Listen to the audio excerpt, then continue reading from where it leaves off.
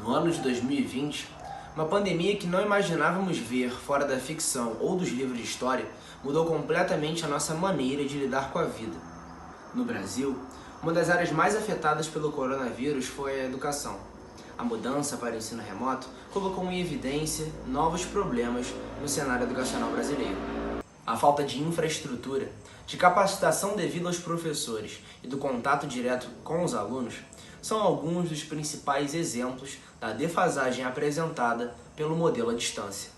Apesar das semanas de treinamento com a plataforma Google Classroom, muitos professores enfrentam dificuldades técnicas durante as aulas, somadas ao desinteresse de parte dos alunos em relação ao novo formato. Uma pesquisa realizada pelo Instituto Nova Escola, na segunda quinzena de maio desse ano, projetou a situação dos professores no Brasil durante a pandemia. Mais de 8,5 mil professores foram entrevistados e somente 32% dos educadores afirmou que todos os alunos interagem nas atividades remotas.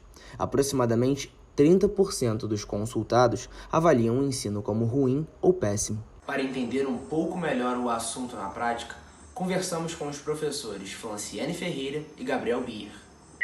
A minha experiência com as aulas remotas, para mim foi um pouco difícil no início, porque não estava acostumado com esse tipo de ferramenta.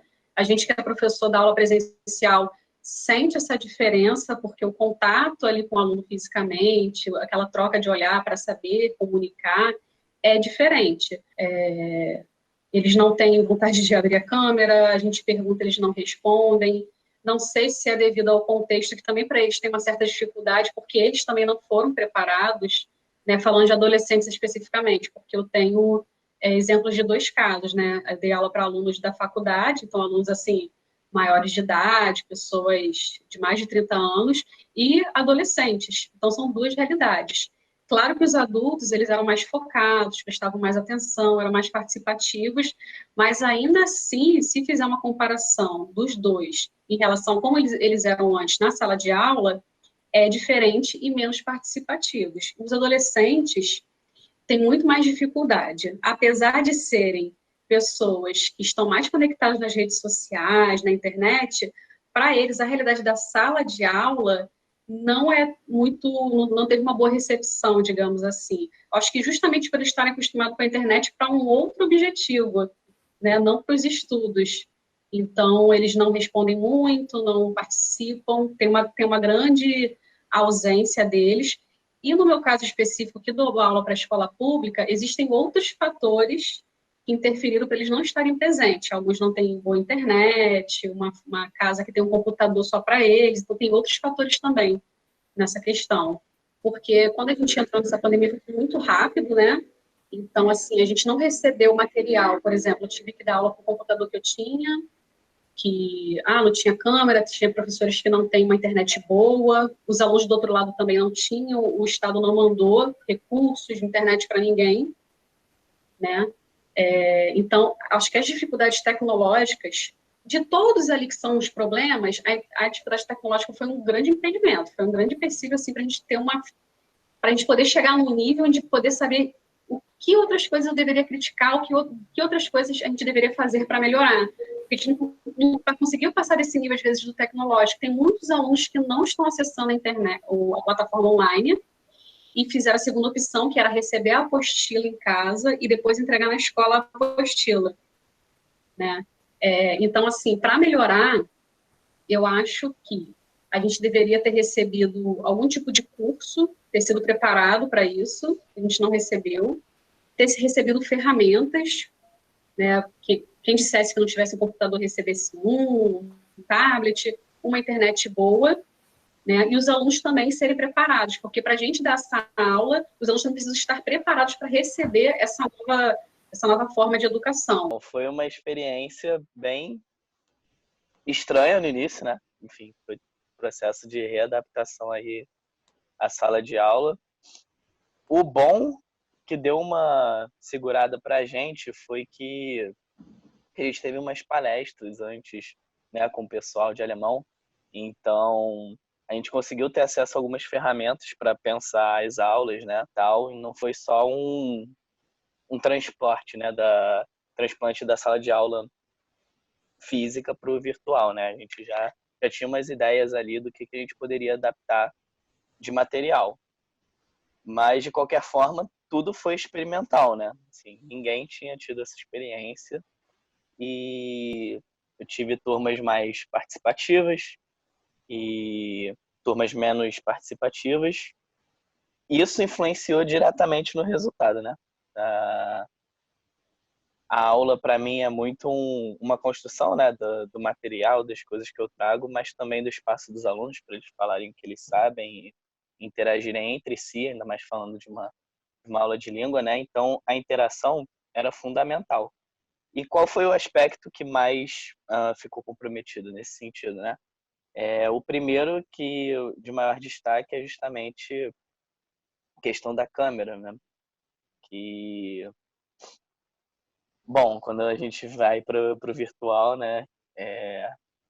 No espaço físico, a gente vê os alunos todos, né? Então, minimamente a gente tem um conhecimento, ainda mais é uma das coisas que eu mais gostava de me vangloriar enquanto professor, que eu sempre peguei o nome muito rápido dos alunos com o rosto, né? E presencialmente isso era tranquilo, assim, na segunda aula, no máximo na terceira eu já sabia o nome de todo mundo e criava realmente um vínculo maior ali com o aluno, né? Nesse ambiente virtual, com as turmas que mais interagiram, que abriram a câmera, né? Isso foi mais tranquilo, consegui pegar mais tranquilamente o nome deles e tudo mais.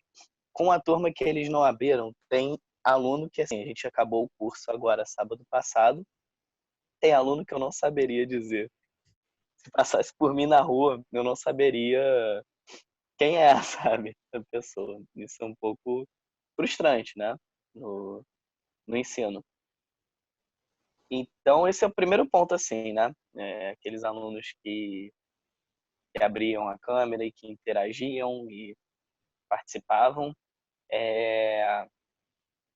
eles não só, enfim, ajudaram no ambiente da aula como um todo, né, para reger a aula, mas também deu uma aliviada nesse sentido, nessa relação de professor-aluno, né, de poder observar como eles estavam se sentindo e como eles estavam aprendendo dentro da aula. Isso é bastante fundamental.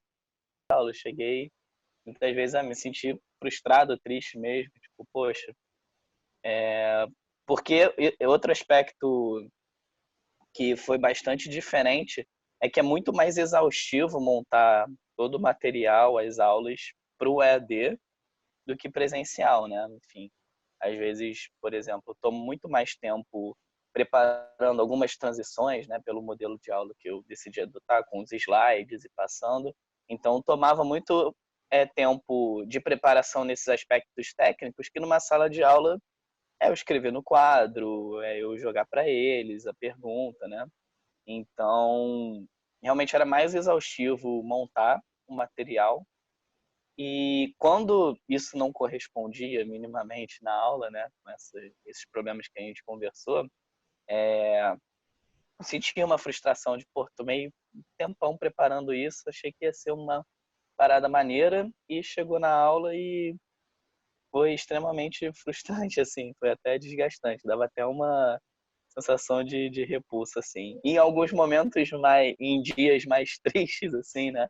Dias que não tava tão legal, eu chegava a me questionar, inclusive, pô, será que isso está funcionando? Será se eu sou um bom professor? Será se eu devo seguir nisso ou pensar em outra coisa? Porque realmente era chato, né?